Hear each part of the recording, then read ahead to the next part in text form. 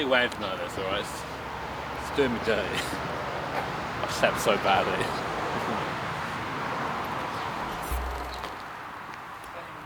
So another day, another 6-hour race at the Nurburgring. The guys at Black Falcon have been hard at work overnight to repair the car, and we lined up on the grid for our second 6-hour race in 2 days. Even Batman was there. This time, however, it would be Steve starting the race. Exciting. First ever NLS start in, well, however long you edit this to be, from now until the actual start. The car feels fine. We just did a lap to get around to here. And the problems we had in qualifying aren't there now. So, car feels good. Boys back at the factory did an amazing job as ever. You're going to repay them with a purple lap? Purple sector, lap record. The 919 Evo, that record is not safe. Now, of course, after yesterday's race, we were very much hoping to try and get to the end of this one. Having a DNF only 20 minutes from the end of the previous race was a massive kick in the teeth. And we all decided that our team goal was just to try and get to the end, don't take any risk, so we can get our first official NLS result on the board. Then before we know it, it's time for race start. Now, there is something wrong with that first image of Steve there from the side camera. See if you can spot what it is. But anyway, we take the start, then down towards T1 for the first time. The start of NLS 7, 6 hours of the Nurburgring and the Nordschleife. Good start from Steve, right down into the middle there, finding a little bit of space and immediately getting the jump on the 505 next to us. Upper place there, starting from P9 up to P8 position. And of course, fighting with other cars in our class and not in our class as well, such as this Cayman GT4 finding its way back from the end of the grid. Now we go up towards the hill, towards the muck curve. A big draft of the Scirocco in front, not usually a place to overtake unless you're Steve Brown diving up the inside. Great move there from Steve. A bit of a gasp in the garage when that happened, I can tell you that for free. And now already locked on to the back of the cars in front, making good progress from the back of the pack here from Steve up into P8, and that is P7 in front of us at the moment. Deep into the slipstream there. Just on the radio, you see him touching the button there on the top of his wheel, just to let him know what's going on. And now fighting with the 504 down into the first right-hander. Tries a long way around, not quite enough space to do it there, but Steve has a bit of a pace advantage, it seems, at the moment anyway, before then getting passed by the Scirocco yet again. This is a bit of a nightmare for us. These Sciroccos are not in the same class as us, but they are about as quick and they can easily get in the way. But a good first stint from Steve, making up places and keeping the car in one piece, and now locked on to the back of P6. There he is in front, and Steve a lot quicker at this stage of the race. Our car set up very nicely. As the car in front looks to defend a little bit too early there, and you sort of know when you're driving, if someone's defending it early like that, they are very much anticipating you passing them, and it sort of all goes in your favour in the game of confidence that is wheel-to-wheel combat. But Steve there, look at so much extra speed coming out of the Foxhole over the little curb there, and then very easily passed as we come into Adenau. Nice move from Steve up into P6, and already then on the back onto P5. And look at this, so quickly now. Steve's got a lot of pace at this part of the race, really impressive. And now using the draft, long draft up the hill here, you get up to almost maxing the rev limiter in 5th gear. Steve goes to 6th gear, side by side again into the muck curve. He likes to pass here, up the inside once more. What a move by Steve. Watching him, seeing do that once was hard. Seeing him do it again was even more difficult. But what a legend. Up into P5 we go, and now it's approaching my time in the car. So Steve just came to the pit lane 3 laps early. We noticed on the onboard feed that his helmet strap actually had come loose, so his helmet was not secured. And around here, big no-no, of course. It's very easy to have an issue around here. So when that happens, of course, like, you need to have the full safety gear on. And so we brought him in early, lost a little bit of time. We don't lose too much in the grand scheme of things, because the time the car is stopped all goes into our total pit time that we have to serve for the entire race. So all we really lose realistically is just the run down the pit lane. Still time lost, but definitely worth it. Steve's safety is the most important thing when that car's going round. So but it does mean we've got a couple of laps now until we're back out. I can notice Steve's messing with the controls a bit on the live feed at the moment. Hopefully he's got that TC sorted.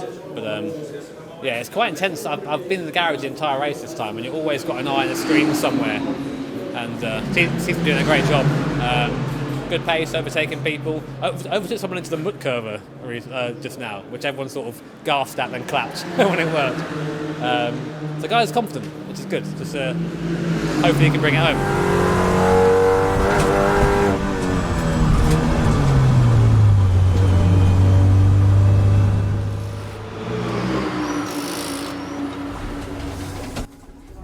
So an absolutely amazing job by Steve there, dragging us up through the field up into 5th place. And now it's my job to try and see if we can go any further. But yeah, another awesome drive from Steve. I don't expect anything less from him, definitely, at this point. But all was not well with the car. We still had some issues. You're going to notice the first issue here as we go down towards T1. I'm clicking away on the old shifter there, but I just can't quite get the car to go into the gear I want. And then also, I was experiencing kickdown from the car as well.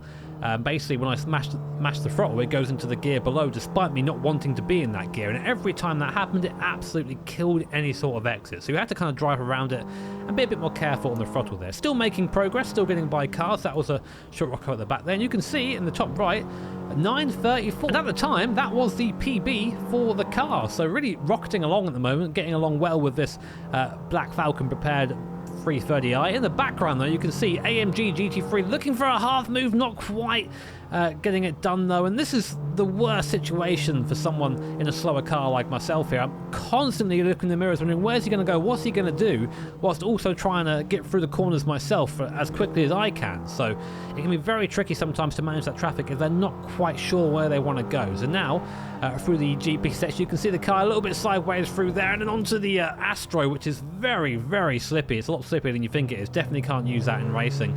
And luckily the M4 behind me had the sense to wait a little bit, otherwise that could have been a bit spicy. But our goal was to just try and finish this race. We got taken out by a Porsche yesterday, and it nearly happened again here. Watch this guy on the inside, big dive there, really throwing his car. Luckily I kind of saw him coming there, but the guy in front doesn't. Goes for another move here and almost causes a collision. So people are very aggressive round here. But that was my first part of the stint done. Nice. And actually we were up into 4th place at this point through pit stop. So a nice stint there, up into P4 and getting closer and closer to a possible podium there.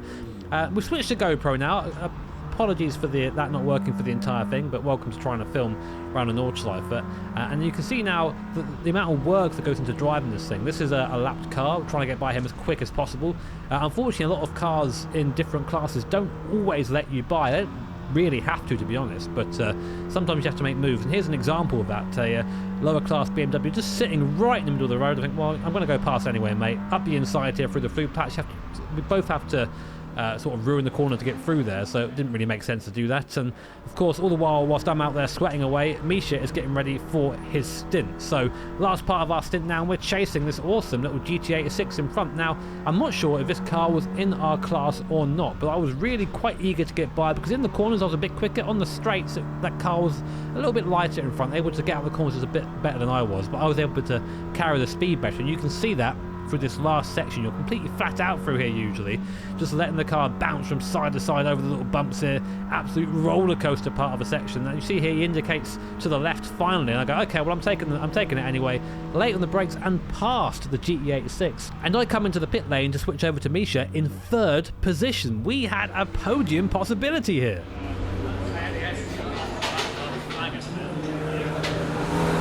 So 4 hours done, and using quick maths we can discern that there are only 2 hours left of this 6-hour race, and Misha will be taking us to the checkered flag. Having a good time already so far, you see, but already starting to run into some of the things that I ran into. The kick down there, getting in through the mud curve, putting the car into some very, very high RPM. And that won't be the first time that happened. It happens again here through the left-hander, and then as he shifts into 4th gear, the car just completely dies, cuts out altogether. Misha's got no power. Engine down, no power. For f***'s sake. He's rolling through the last part of the lap. Unbelievable.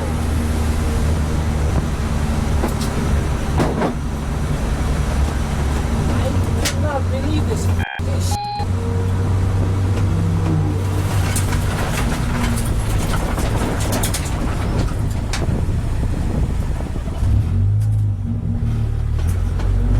Luckily Misha was able to get the car going up to full racing speed again, but you can see definitely flustered inside the cockpit, trying to work out exactly what happened there. We actually found out afterwards that the engine cutting out was due to being on 2 pedals at the same time, and Misha does left foot brake in this car, so maybe a little bit of overlap there caused the car to get a little bit confused and shut down. After all, this is only a road car. It's a production-based car, so it has a lot of safeties built in that we're not allowed to change under the rules and regulations. The ECU must remain sealed at all times, so we have to sort of work around it. And it was getting more and more difficult as time went on. You can see the car auto-shifting down quite a bit for Misha. And of course, the sad part about this is with losing time and the car not quite behaving properly is that we did get caught by P4 here. Here was P4, then becoming P3 as they overtook us on the GP cut-through section. Nice clean overtake from them.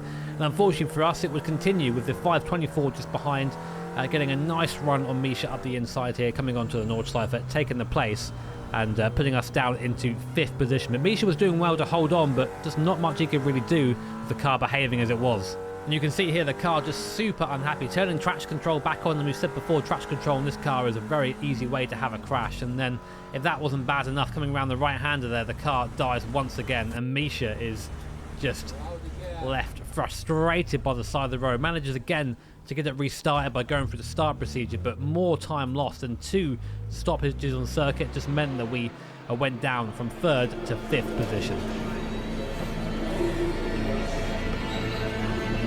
Told to slow down a bit so we can take a check of this lap. Got a 5-minute gap behind, so.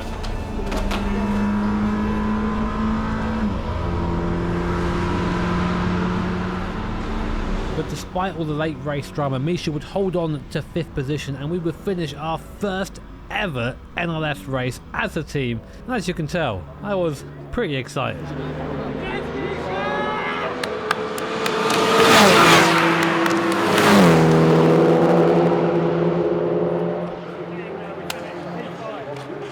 Yes, mate. On it, bro.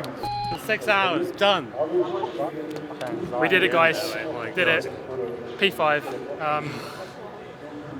Podium possible, but like P5's happy to finish. P5's a high number at the podium, mate. Yeah. We've won 5 times. That's how numbers work. How many years is it since you first put 100? 2019. Where did you finish there? 28th? Yeah. First kart race back in Club 100 in 2019. In the Bark at Lid. Yeah, where I lived. And now we're here. Life's pretty good, man. Life's pretty good.